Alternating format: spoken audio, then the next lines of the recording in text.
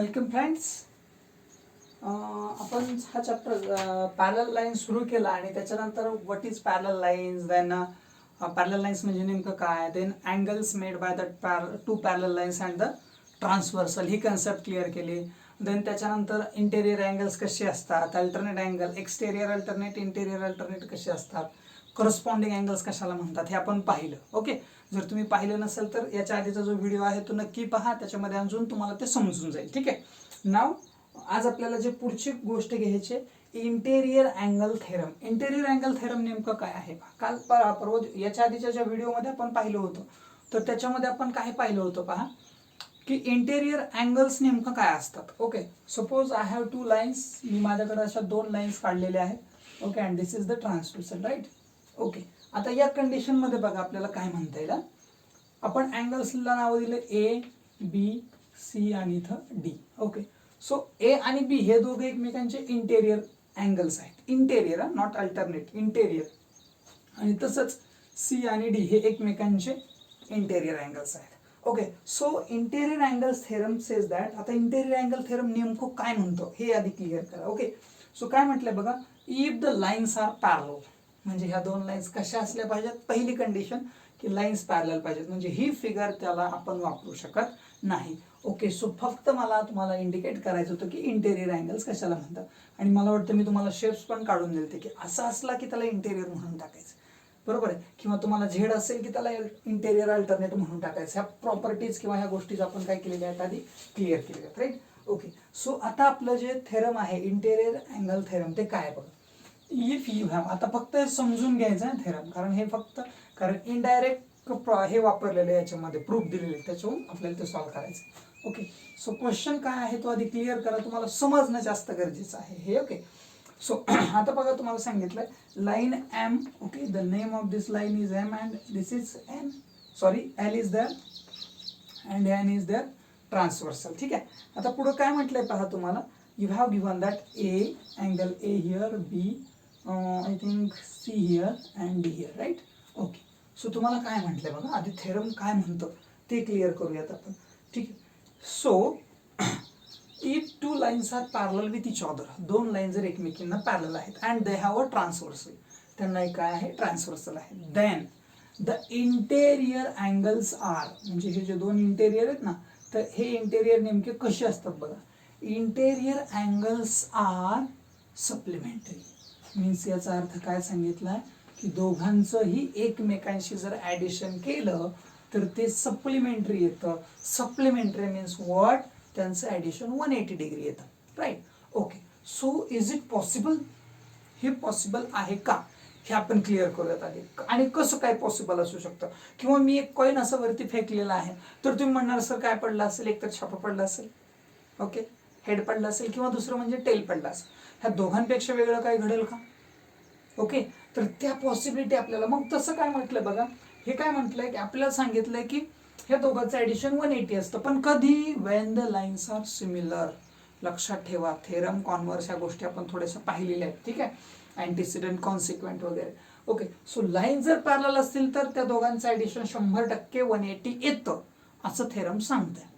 But we don't have direct proof, पण आपल्याकडे direct proof नाही. I have told you that the example, मी तुम्हाला एक एक्झाम्पल सांगितलं. तुम्ही चित्र काढत आहात, तुमची छोटी दिदी घरात येऊन गेली आणि तुम्ही अभ्यास करायला मग्न झाले, चित्र काढून झाल्यावर छोटी दिदी येऊन गेली आणि थोड्या वेळानंतर तुम्ही पाहताय तर तुम्ही जे चित्र काढलं होतं किंवा जो प्रोजेक्ट केला होता त्याच्यावर पाणी सांडले. तर तुम्ही डायरेक्टली प्रूफ लगेच, तुमच्याकडे डायरेक्ट प्रूफ तर नाही, तुम्ही पाहिलेलं नसतं, पण तुम्ही इनडायरेक्ट प्रूफ सांगत असता की अरे कुणीच आलं नाही, तू आली होती म्हणजे तू काय केलं, 100% पाणी सांडलंय. ओके, पण नंतर थोड्या वेळानं कळतं की नाही रे, तिथं एक मांजर पण आहे आणि ही तिकडून तिकडंच गेली वगैरे वगैरे. ठीक आहे, त्याच्यावरून मग तुम्ही म्हणता की नाही नाही नाही, मग हे पाणी ना तिनं नाही सांडलेलं, मांजरानं सांडलंय. ठीक आहे, सो तसं तुम्हाला आता काय करावं लागेल, कन्सिडर करावं लागेल की हां चला यानं हे काम केलं. ओके, सो आता पॉसिबिलिटी किती आहेत बघा. आधी आपण काय करूयात, गिव्हन मध्ये काय लिहाल ह्याच्यावर थोडा विचार करायचा. ओके, मी फक्त तुम्हाला सांगणार आहे हाऊ टू सॉल्व. ओके, सगळं सॉल्व करत बसणार नाही. So line M and L are parallel to each other and N is their transversal, हे गिव्हन आहे. ओके, त्याच्यानंतर आपल्याला प्रूव्ह काय करायचंय पहा की A plus B is equals to 180. A plus B हा काय असतो 180 असतो, हे तुम्हाला प्रूव्ह करायचंय. ठीक आहे, आता आपल्याला आपण युक्लिडनं मांडलेले 5 गृहीतक पाहिले होते पहा, पॉस्च्युलेट्स. ओके, मला वाटतं लास्टला होते ज्यावेळेस आपण थेरम आणि कॉन्व्हर्स बघितला ना, त्याच्या बाजूलाच होते हे. तर त्याच्यामध्ये एक हे होतं, काय म्हणू आपण त्याला, पॉस्च्युलेट्स. तर त्याचा पण थोडासा अभ्यास आपल्याला इथं करायचा आहे. ठीक आहे, ओके. सो आता मला सांगा, ए आणि बी दोघं मिळून 180 आहे ते दाखवायचे. ओके, तर पॉसिबिलिटी काय काय असू शकतात. पहिली पॉसिबिलिटी ए प्लस बी. आता याच्यात ए प्लस बी घ्या किंवा सी प्लस डी घ्या, कुठलंही, म्हणजे ए प्लस बी घेतलं तरी चालेल, सी प्लस डीचा विचार केला तरी चालेल, पण आपल्याला सेपरेट त्या दोघांचा विचार करायचा आहे. तो कसा ते आपल्या लक्षात येणार. ठीक आहे, म्हणजे आपल्याला इथं काय काय पॉसिबिलिटी घडू शकतात हे आधी आपल्याला अभ्यासावं लागेल, काय काय घडू शकतं बुवा याच्यात. ठीक आहे,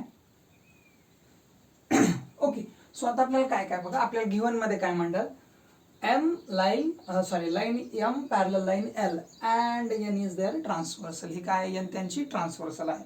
त्याच्यानंतर पुढे काय पहा, की दिस ट्रान्सव्हर्सल मेक अँगल्स, काही अँगल्स क्रिएट करते ही transversal. Okay, this transversal makes some angles. So angle A B C and D are the given name. Okay, actually अजून 4 तयार होतात इथं इथं इथं इथं, पण आपल्याला जे कामाचे ते घ्यायचं, जॉमेट्रीमध्ये ज्याचं काम आहे त्यालाच घ्यायचं, बाकी उगाच फापट पसारा घ्यायचा नाही. ओके, सो ए अँड बी आपल्याला आता प्रूव्ह काय करायचंय, की ए आणि बी ह्या दोघांचं ऍडिशन 180 असतं, किंवा डी आणि सीचं सुद्धा ऍडिशन किती असतं, 180 असतं. हे आपल्याला प्रूव्ह करायचंय. ठीक आहे, ऍडिशन 180च असतं हे प्रूव्ह करायचं. मग मला सांगा, ऍडिशन 180 नाही असं गृहीत धरा, तर काय असेल, 180 पेक्षा कमी असेल किंवा 180 पेक्षा जास्त असेल. ह्याच पॉसिबिलिटी घडतील. सपोज मग त्याच्या पॉसिबिलिटीज आहेत, आपण प्रूफ मांडताना त्यांना पॉसिबिलिटीज मांडून दिलेले पहा. ठीक आहे, मी आता तुम्हाला सगळं शॉर्ट घेणार आहे, तेवढं सगळं काही घेत बसणार नाही. ठीक आहे, वरती तुम्हाला ते काय म्हणू आपण त्याला, गिव्हन आणि टू प्रूव्ह तर समजलेलं असेल. काय प्रूव्ह करायचं, तर दोघांचं ऍडिशन 180. काय दिलंय, तर lines are parallel, they have transversal वगैरे दिले. ठीक आहे, आता पहा काय, तर ए आणि बी हे दोन जे अँगल्स आहेत त्याच्या बाबतीत 3 पॉसिबिलिटी होऊ शकतात. Okay, so possibility number first, पहिली पॉसिबिलिटी काय आहे. ठीक आहे, पहिली पॉसिबिलिटी अशी असू शकते की ए प्लस बीचं ऍडिशन हे 180 पेक्षा लहान आहे, पहिली पॉसिबिलिटी. ओके, त्याच्यानंतर सेकंड पॉसिबिलिटी, ए प्लस बीचं ऍडिशन हे मोठं आहे 180 पेक्षा. आणि तिसरी पॉसिबिलिटी आपण घेतो जी आपल्याला माहिती आहे, ए प्लस बी इक्वल आहे 180च्या. बघा, इनडायरेक्ट प्रूफ मध्ये काय करायचं असतं, जे आन्सर खरे आपल्याला माहित असतं हे आन्सर खरे, त्याला शेवटी ठेवायचं असतं. ठीक आहे, म्हणजे काय, यानं केलं नाही, मग काम तर झाले, म्हणजे यानंच केलं पाहिजे, मग कोणाला प्रूफ पण करायचं नाही. ठीक आहे, म्हणजे समजा एखाद्या घरात 4 जण आहेत आणि एखाद्याला काय कोणीतरी फटका दिलाय मागून जोरानं.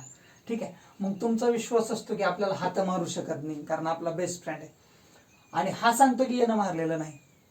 ओके, 4 जण आहेत ना, तर चौथा जो आहे तो इथं एक आहे वेगळ्या बाजूला, तर या तिघांपैकी त्याला कोणीतरी मारलंय. मग हा काय म्हणणार, याला सांगणार तू मारलंस का रे, पण याच्यावर डाऊट घ्यायच्या आधीच म्हणणार नाही हा आपला बेस्ट फ्रेंड आहे, तो आपल्याला मारू शकत नाही. ठीक आहे, खरं तर त्यानंच मारलेलं असतं. ठीक आहे, मग यानं हा आपला बेस्ट फ्रेंड आहे, हा आपल्याला मारू शकत नाही, आपण फिक्स केला. त्याच्यानंतर हा म्हणतो नाही रे, यानं नाही मारलं, तो खुणवतो फक्त, यानं नाही मारलेलं. नंतर जो तिसरा आहे, मग आपला हा पण मारणार नाही, यानं पण मारलं नाही असं सांगतोय, म्हणजे राहिला कोण, हाच. मग हा यानंच मारलाय, आपण निघालो त्याच्याकडे. ठीक आहे, तसं आपल्याला इथं प्रूव्ह करताना वापरायचं. पॉसिबिलिटी 3 झाल्या. आता पहिली पॉसिबिलिटी आपण चेक करायला घेतली. ओके, पहिली पॉसिबिलिटी चेक करतो, ए प्लस बीचं ऍडिशन हे 180 पेक्षा कमी आहे, हे आपण प्रूव्ह करायला निघालो. आता प्रूव्ह करायला निघाल्यावर काय घेतलं बघा, म्हणजे याला आपण कन्सिडर करायचं की हेच खरं आहे, बाकीच्या दोघांना बाजूला ठेवायचं, हेच खरं आहे असं गृहीत धरायचं. मग ते पुन्हा काय करायचं, त्याला प्रूव्ह करायचं खरं आहे का नाही ते, म्हणजे खरं आहे हे विश्वास ठेवायचा त्याच्यावरती, पण पुन्हा बघायचं यानं आधी आपल्याला कधी त्रास दिलता का, याच्या आधी पण एकदा असं केलं तर, काल पण आपण त्याला मारलं मग त्याचा बदला घेतला असं. मग हे अशा पद्धतीने जायचं तिकडे. ठीक आहे, मी त्याला प्रूव्ह करूयात आपण. So line L and M ह्या ज्या लाईन्स आहेत ह्या दोन्ही एकमेकींना पॅरलल आहेत, यांच्या विशिष्ट बाजूला ए आणि बी आहेत वगैरे वगैरे. ओके, आता काय म्हटलंय बघा, युक्लिडचं गृहीतक काय सांगतं, युक्लिड काय सांगतो की ह्या ज्या लाईन्स आहेत ह्या जर वाढवल्या, ओके, आता आपण याला काय म्हणतो माहिती का, 180 पेक्षा हे दोघं कसे आहेत, लहान आहेत. आता युक्लिड काय सांगतो की जर समजा इंटेरियर अँगल जे आहेत 180 पेक्षा छोटे असतील, वेन इंटेरियर अँगल्स आर लेस दॅन 180, त्यावेळेस ह्या ज्या लाईन्स आहेत त्या डेफिनेटली एकमेकींना टच करतील. युक्लिडचं म्हणणं आहे. म्हणजे काय, जर समजा आता आपण अशा पद्धतीने दोन लाईन्स काढल्या, आता तुम्हाला माहिती आहे याचं आणि याचं जर ऍडिशन केलं तर 100% हे लेस दॅन काय येणार आहे, 180 येणार आहे. 100% लेस दॅन काय येणार आहे, 180 येणार आहे. याचं मेजरमेंट दोघांचं मिळून, बरोबर आहे. मग हे 180 पेक्षा कमी येत आहे, याचा अर्थ ह्या लाईन्स कशा येणार आहेत, एकमेकांना पुढं काही अंतरानंतर काय होणार आहेत, चिटकणार आहेत, म्हणजे इंटरसेक्ट करणार आहेत. बट आपल्याला गिव्हन मध्ये सांगितलंय की the lines are parallel. Given मध्ये काय सांगितलंय की लाईन पॅरलल आहेत, म्हणजे त्या टच होणार नाहीत. पण ह्या जर पॉसिबिलिटीला आपण खरं पकडलं तर लाईन टच होतात. म्हणजे आपण जे आपण गृहीत धरतोय आणि जे आपल्याला गिव्हन मध्ये दिले त्याच्यामध्ये विसंगती आहे. पण आपल्याला याच्यावर कन्फर्म नाही, आपल्याला कन्फर्म माहिती आहे की हे 180 ह्या लाईन पॅरलल हे कन्फर्म आहे. दिलेलं आहे ना त्यांना लाईन पॅरलल असते तर बघा कसं आहे ते. ठीक आहे, म्हणजे फिक्स त्या लाईन कशा आहेत, पॅरलल आहेत. म्हणजे याचा अर्थ यांचं ऍडिशन हे 180 पेक्षा लेस असणार नाही. ओके, सॉरी हा इथं हे झालं. ओके, म्हणजे हा जो आहे या दोघांचं ऍडिशन हे 180 पेक्षा लेस जर असेल तर लाईन एकमेकींना चिटकतील. पण गिव्हन म्हणते नाही चिटकणार लाईन, का, कारण लाईन पॅरलल आहेत. ओके, याचा अर्थ पहिलं जे गृहीतक आहे ते 100% कसं आहे, चुकीचं आहे. म्हणून त्यांना पुन्हा लिहिले पहा, a plus B is less than 180 is not possible. ते शक्य नाही. त्याला दिले स्टेटमेंट नंबर फर्स्ट. आता सेकंड स्टेटमेंट आपण काय म्हणतोय बघा. सेकंड स्टेटमेंट मध्ये आपलं म्हणणं आहे की ठीक आहे कमी नाही ना, मग आपण जास्त घेऊयात. म्हणजे आपलं हे तर पॉसिबल नाही, आपण युक्लिडनं सांगितलं आपल्याला की अरे नसतं, कसं काही पण मांडायचं नसतं. मी आधी सांगितलं ना, मी किती दिवसापूर्वी प्रूव्ह केलंय की लाईन पॅरलल असतील तर ठीक, ह्या लाईनचं दोघांचं ऍडिशन जर 180 पेक्षा लेस असेल तर ते एकमेकांना इंटरसेक्ट होणार आहे. हे युक्लिडनं सांगितलंय. मग युक्लिडच्या पुढे आपल्याला जाता येणार नाही. ठीक आहे, सो तसं ए प्लस बी जर मोठा आहे कोणापेक्षा, 180 पेक्षा, तर आपण चेक करूयात की ते पॉसिबल होतंय का. Okay, so A plus B is greater than 180 हे आपल्याला आपण गृहीत धरतो, ही शक्यता सत्य आहे असं आपल्याला पकडायचं. मग आता आपण गेलो ए प्लस बी कडे. ओके, आता मला सांगा ह्या सगळ्यांचं म्हणजे ए बी सी डी या सगळ्यांचं ऍडिशन किती असलं पाहिजे, 360 असायला पाहिजे. याच्यात काही डाऊट कोणाला, बिलकुल नाही. कारण का, हे दोघं मिळून काही कसं जरी असलं 180 आणि हे 180 दोघं मिळून किती असतात, कशामुळे बघा मला सांगा. ए प्लस डी किती आहे, ए आणि डी किती आहे दोघं मिळून, 180. अँगल्स इन लिनियर पेअर, म्हणजे हे 180 आणि हे 180 किती झालं, 360 झालं. म्हणजे सगळ्यांचं मिळून ऍडिशन 100% किती आहे, 360 आहे. म्हणजे आपण डायरेक्टली असं मांडलं समजा की angle A plus angle D plus angle B plus angle C is equals to 360. आता हे कशामुळे आलं 360 ते क्लिअर करा, किंवा पहिल्यांदा तर आपल्याला उत्तर काढताच येणार नाही ना, आपण डायरेक्ट काय करतो ती मांडूयात. सो ए प्लस डी 180 आहे, तसंच बी प्लस सी सुद्धा किती आहे, 180 आहे. म्हणजे दोघांचं ऍडिशन किती झालं, 360. म्हणजे हे फिक्स खरं आहे की हे चौघं मिळून किती आहेत, 180 आहेत. बरोबर आहे. आता बघा मी काय म्हणतोय, आता आपल्याला हे माहित झालंय काय की अँगल ए प्लस, आता मी कसं पण मांडतोय चौघं मिळून 180 आहेत ना. So angle A plus angle B plus angle C plus angle D is equal to 360. याच्यात काही चुकीचं नाहीच आहे. आता पहा ए प्लस बी, ए प्लस बी किती आहे, ए प्लस बी किती आहे, 180 पेक्षा कसा आहे, लहान आपण मांडलेला आहे. म्हणजे आपण गिव्हन 1 मध्येच आपण काय केलं होतं की तो कसा आहे, 100% 180 पेक्षा लहान आहे. आता मला सांगा हा 180 पेक्षा लहान आहे म्हणजे किती आहे, 160 असू शकतो, 179 असू शकतो, काहीही असू शकतो, पण 180 पेक्षा छोटा असेल. राईट. ओके, आता बघा म्हणजे हा आपण काही पण पकडला समजा, हा 100% किती 180 पेक्षा कसा आहे. ओके, सो आता मग angle C plus angle D is equals to 360 minus angle A plus angle काय झालाय, बी झालाय. आता हे लक्षात घ्या हे स्टेटमेंट का, फक्त याच्यासाठी मी हे तुम्हाला देऊ लागलोय. सो अँगल सी आणि डी हे दोघं जे आहेत ह्या दोघांचं ऍडिशन किती असलं पाहिजे, हे याच्यातून मायनस केलं की त्याचं ऍडिशन भेटणार. Okay, so C plus D आपण ठेवला इज इक्वल्स टू 360 ठेवला आणि हे जे दोन आहेत ना त्या दोघांना इकडे पाठवलं. आता यांचं मेजरमेंट किती आहे, हे आहेत 180 पेक्षा छोटे, 180 पेक्षा छोटे. मग तुम्ही काही पण कन्सिडर करा त्यांना, 180 पेक्षा छोटा कुठलाही नंबर घ्या. ठीक आहे, 180 पेक्षा छोटा घेतला, समजा तुम्ही काय घेतलं माहिती का, 180 पेक्षा छोटा म्हणजे 179च पकडला मी, कुठलाही घेऊ शकतो ना, मी 100 घेऊ शकतो, 1 घेऊ शकतो. मी 179 जरी पकडला तरी त्याचं मेजरमेंट तुम्हाला 181 भेटतं. कोणाचं, सी आणि डी दोघांचं मिळून. क्लिअर करा. ह्या दोघांचं जर ऍडिशन किती सांगितलं तुम्हाला, 180 पेक्षा लहान आहे, याचा अर्थ याचं ऍडिशन 180 पेक्षा मोठं असणार आहे. म्हणजे याचा अर्थ हा जो आहे तो 180 पेक्षा कसा झालाय पहा, C plus D. C plus D 180 पेक्षा कसा झालाय, मोठा झालाय, C plus D. Okay, so आता पहा काय करावं लागेल आपल्याला.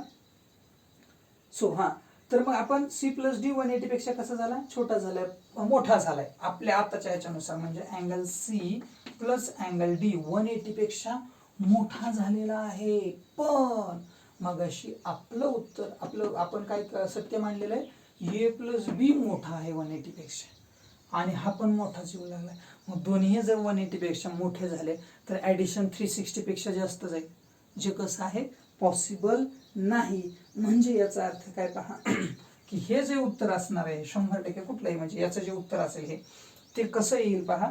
तुम्हाला पेज नंबर 15 वरती तुम्हाला दिलेलं आहे. म्हणजे खालून शेवट दुसरी ओळ जी आहे काय सांगितलंय, if A plus B is greater than 180, if A plus B is greater than 180 then 360 minus A plus B. आता ही कन्सेप्ट जर कळली का तर बस. 360 मायनस, बघा काय दिलंय त्यांना, 360 minus angle A plus B हा जो आहे तो कसा असला पाहिजे, 180 पेक्षा छोटा. पटतंय का बघा काय म्हणतंय. जर समजा ए प्लस बी 180 पेक्षा मोठा असेल, म्हणजे ए प्लस बी जर 180 पेक्षा मोठा असेल, आपण आता हा जो काढलाय तो, ठीक आहे, म्हणजे हा जर 180 पेक्षा मोठा असेल, कोण, ए आणि बी हे दोघं मिळून जर 180 पेक्षा मोठे असतील, तर तुमचा जो पुढचा जो पण अँगल येणार आहे म्हणजे सी प्लस डी हा कसा येणार आहे, 100% छोटा येणार आहे. हा मोठा जर असेल, हा जर मोठा आला, हा 180 पेक्षा जास्त आला, तर हा कमी येणारच ना, कारण दोघं मिळून 360 कव्हर करता येते. ठीक आहे, म्हणजे याचा अर्थ हा कसा आला, छोटा आला, पण आपण तर म्हणलं तोच मोठा आहे. म्हणजे याच्यात पण काहीतरी कुठंतरी गफलत आहेच. म्हणजे याचा अर्थ पहिला प्रूफ पण आपल्याला नीट देता येत नाही, सेकंड प्रूफ पण आपण परफेक्ट देऊ शकत नाही.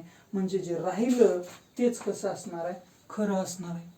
पहिलंही खोटं झालं, दुसरंही खोटं झालं, यानाही मारलं नाही, यानाही मारलं नाही, म्हणजे 100% यानं मारलेलं आहे. म्हणजे पहिल्या दोन पॉसिबिलिटी चुकीच्या ठरल्या की तिसरी पुन्हा चेक करत बसायचं नाही. ठीक आहे, आपण स्कॉलरशिपला गेल्या वर्षी क्वेश्चन सॉल्व्ह केले पहा. कसे क्वेश्चन सॉल्व्ह केले, ए बी सी आणि डी 4 ऑप्शन असले की आपल्याला कन्फर्म माहिती असायचे की पहिले 3 ऑप्शन चुकीचे आहेत. मग पुन्हा शेवटचं ऑप्शन चेक करत बसायचं नाही, डायरेक्टली म्हणायचं की ते काय आहे, शक्यता जी आहे तेवढीच उरते. आणि याचा अर्थ ए प्लस बी मिळून किती असणार आहेत, 180 असणार आहेत. याच्यात कुठलीही शंका ठेवायची नाही. ओके, सो अशा पद्धतीने तुम्ही ते प्रूव्ह करू शकता. बुकमध्ये व्यवस्थित पहा, तुम्हाला त्याच्यातून अजून लक्षात येणार आहे. Okay okay, now we will take the next thing. Okay, काय सांगितलं बघा, corresponding angles and alternate angle theorem. Okay, आता आपल्याला इथून पुढे थेरम्स पाहिजे. तर त्याच्यातलं पहिलं जे थेरम आहे that is corresponding angle theorem. Okay, आता करस्पॉन्डिंग अँगल थेरम जे आहे ते नेमकं काय आहे ते आपण पाहूया. करस्पॉन्डिंग अँगल थेरम काय म्हणतात, if 2 lines are parallel with each other. जर समजा 2 लाईन्स एकमेकांना कशा आहेत, पॅरलल असेल. आता हे प्रॉपर्टी आपल्याला 8th मध्ये झालं, आपण प्रूव्ह केल्या नव्हत्या त्यावेळेस फक्त पाठ केल्या होत्या. ठीक आहे, आता आपण प्रूव्ह करतोय की कशा. ओके, सो लाईन एल आणि लाईन एम या दोन कशा आहेत, एकमेकांना कन्सिडर करा, पॅरलल आहेत. Okay, same lines are there. Okay, and N is there transversal. N ही काय आहे, त्यांची ट्रान्सव्हर्सल आहे. ओके, सो पुढं काय म्हटलंय पहा, you have given A here, C here and B here. Okay, so tell me which 2 angles are corresponding angles of each other. कोणते 2 अँगल्स एकमेकांचे करस्पॉन्डिंग अँगल्स आहेत. ओके, ज्याला आपण संगत कोण म्हणतो, तर A आणि B. ओके, सो आपल्याला प्रूव्ह करायचं काय पहा, आपलं थेरम काय आहे की when 2 lines are parallel to each other and a transversal intersect them. जर त्या दोघांना ट्रान्सव्हर्सल काय करत असेल, इंटरसेक्ट करत असेल, then बघा लाईन पॅरलल असतील तरच हे खरं ठरणार आहे. Then the corresponding angles are equal. काय म्हणते theorem, corresponding angles are equal. मग थेरम मध्ये जे गिवन आहे त्या गिवन मध्ये तुम्ही काय लिहाल, तर गिवन मध्ये तुम्हाला लिहावं लागेल line L parallel line M. Line L ला पॅरलल कोण आहे, एम आहे. And N is there and line N is there transversal. यांनी काय आहे, त्यांची ट्रान्सव्हर्सल आहे. कोण? एन ट्रान्सव्हर्सल आहे.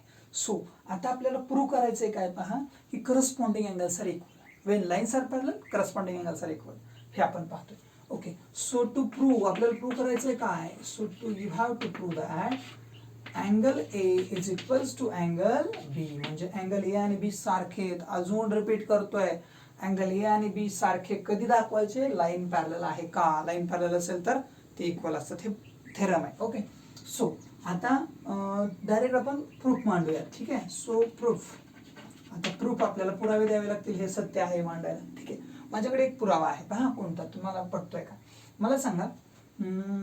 Angle A plus angle C किती असेल, अँगल ए आणि अँगल सी दोघं मिळून किती, आठवतंय का पहा, मी असं सांगितलं होतं की example, angles in linear pair and the sum of angles in linear pair is 180, दोघांचं ऍडिशन किती असतं, 180 डिग्री असतं, बरोबर आहे का. आणि याला आपण रिझन काय द्यायचंय मग, angles in linear pair. Okay, angles in linear pairs. Okay, so दोघं मिळून किती झाले, 180. आपण याला स्टेटमेंट नंबर फर्स्ट देऊयात. ओके, नीट लक्षात घ्या बरं, ए आणि सी दोघं मिळून 180. तसं मला सांगा, अँगल सी अँड अँगल बी दोघं मिळून किती, डेफिनेटली 180. वाय 180, कशामुळे दोघं मिळून 180 असतील, आताच प्रूव्ह केलं आपण, interior angle theorem. When the lines are parallel, then the sum of interior angles is 180. It means यांचा मेजरमेंट जे आहे ते किती असायला पाहिजे, 180. ओके, त्याला रिझन काय देणार, आपण आता जे प्रूव्ह केलं होतं तेच देणार. कोणतं देणार, interior angles theorem. Okay, so आता पहा, हे 180 झाले. आता काय झालं, स्टेटमेंट 1 आणि स्टेटमेंट 2 दोघांमध्ये RHS right hand side same आली आहे. राईट हँड साईड सेम आली की लेफ्ट हँड साईड सेम असते, म्हणून angle A plus angle C is equals to angle C plus, बघा angle C plus angle B लिहितोय मी, पटतंय का पहा. जर राईट हँड साईड सेम आली तर लेफ्ट हँड साईड सेम असते, म्हणून ए प्लस सी जेवढा आहे तेवढा सी प्लस बी आहेच ना दोन्ही मध्ये. ओके, पण आता भानगड काय होते, अँगल सी ला अँगल सी कटतो, दोघांकडे सेम आला, म्हणून काय झालं, angle A is equals to angle काय भेटला, बी. झालं प्रूफ. म्हणजे प्रूव्ह करायचंय कधी, जर लाईन्स पॅरलल असतील तर हे दोन अँगल जे आहेत alternate angle, sorry corresponding angles, ते कसे असतात, इक्वल असतात. एवढं तुम्हाला इथं प्रूव्ह करायचं आहे. It is so easy. Okay, please if you want please take the screenshot.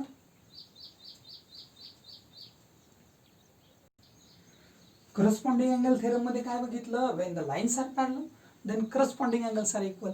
आता काय बघायचंय, when the lines are parallel, जर लाईन्स कशा असतील, पॅरलल असतील, then the interior angles, sorry alternate angles are, alternate म्हणा, इंटेरियर असो exterior, alternate angles are equal. आता पहा कसं प्रूव्ह करणार आहे मी, ए बी सी. ठीक आहे, काय लिहिलं नाव, ए बी सी. ओके, आता हे किती सोपं आहे पहा, मी आता सगळं काही लिहित बसणार नाही. ओके, सो गिव्हन मध्ये काय लिहायचं आहे ते फक्त तुम्हाला सांगतो, तुम्ही समजू शकाल. आता गिव्हन मध्ये काय लिहायचं असतं, जे दिसतंय ते लिहायचं असतं. म्हणजे काय, line L parallel line M and N is there transversal. Okay, एवढंच लिहायचं. ठीक आहे, अँगलची नाव. पुढं टू प्रूव्ह, आता प्रूव्ह काय करायचं बघा, आपल्याला प्रूव्ह करायचंय आपल्याला की when the lines are parallel then alternate angles are equal. So what is which angles are alternate to each other, angle A and angle C. म्हणजे तुम्हाला प्रूव्ह करायचंय की angle A is equals to angle C, म्हणजे दाखवायचं तुम्हाला की हे दोन सेम असतात, पण कधी लाईन पॅरलल असतील तरच. ओके, सो ना आता मला सांगा, आपण प्रूफ लिहितो इथं. प्रूफ काय असणार आहे, मला सांगा, angle A plus angle B किती, 180. वाय, कशामुळे असणार आहे 180 सांगा बरं. Angle A plus B, same reason, what, angles in linear pair, right. Angles in linear pairs असल्यामुळं दोघांचं ऍडिशन 180. आठवत आहे. ओके, सो हे दोघं मिळून 180 झाले. आता नेक्स्ट कन्सेप्ट, नेक्स्ट काय स्टेटमेंट, मला सांगा बी आणि सी दोघं मिळून किती, angle B plus angle C is equals to also 180. Why, आत्ताच पाहिलं, interior angle theorem, interior angle theorem, right. आता इंटेरियर अँगल थेरम काय सांगत होतं, लाईन जर पॅरलल असतील तर इंटेरियर अँगल्सचं सम किती असतं, 180 असतं. इट मीन्स हे पण काय झालं, RHS सेम आला. RHS सेम म्हणजे LHS सेम, म्हणजे angle A plus angle B is equals to angle B plus angle C. Right. Okay, कोण इक्वल आहे बघा बरं, B ला B कॅन्सल झाला. ओके, सो काय राहिलं, angle A is equals to angle C. म्हणजे प्रूव्ह काय झालं आपल्याला, शेवटी प्रूव्ह तेच करावं लागलं आपल्याला.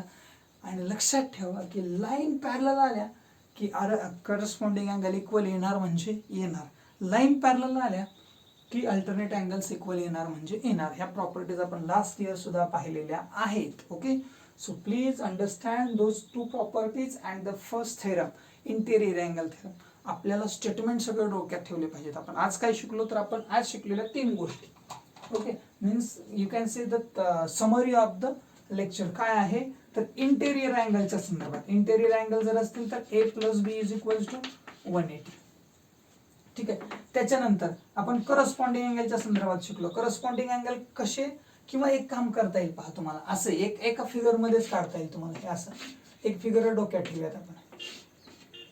ठीक आहे, पण कधी लाईन पॅरलल आहेत हा, L आणि M, L M आणि N. ओके, सो हा जो अँगल आहे ना, तो याच्याशी 100% इक्वल. याला कुठलं थेरम म्हणायचं, interior corresponding angles are equal when the lines are parallel. त्याच्यानंतर आपण दुसरं काय शिकलो पहा, हा अँगल सुद्धा याच्याशी इक्वल आहे. कसं काय, alternate angles are equal. Right. आणि ह्या दोघांचं ॲडिशन किती आहे, 180. म्हणजे एका फिगरमध्ये 3 गोष्टी तुमच्या येऊन गेल्या. इंटेरियर अँगल्स आर सप्लिमेंटरी, पहिला थेरम शिकलो. नंतर corresponding angles are equal when the lines are parallel, आणि alternate angles are also equal when the lines are parallel. तर ह्या गोष्टी आहेत ज्या आपल्या लक्षात आल्या पाहिजेत. Okay, if you want take the screenshot. I think it is in book, so you can follow from the book also. Right. Okay, जर व्हिडिओ आवडला असेल तर नक्की लाईक करा, शेअर करा, आणि आपल्या मित्रांना सांगा सबस्क्राईब करायला, त्यांच्याबरोबर शेअर करून त्यांनाही व्हिडिओ पाहू द्या. ओके, आणि जर चॅनल सबस्क्राईब केलं नसेल तर तुम्ही सुद्धा चॅनल सबस्क्राईब करून घ्या. Okay, have a nice day.